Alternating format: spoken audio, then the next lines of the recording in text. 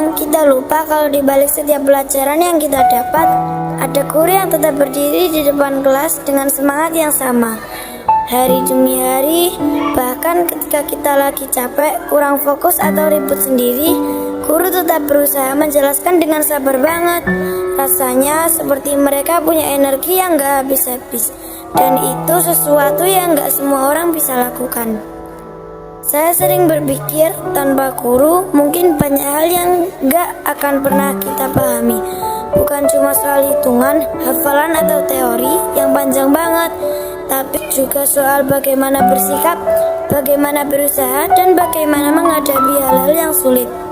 Guru itu seperti orang yang terus menyalakan lampu ketika jalan kita mulai gelap, meskipun mereka sendiri kadang lelah. Terima kasih untuk semua guru yang selalu mendengarkan.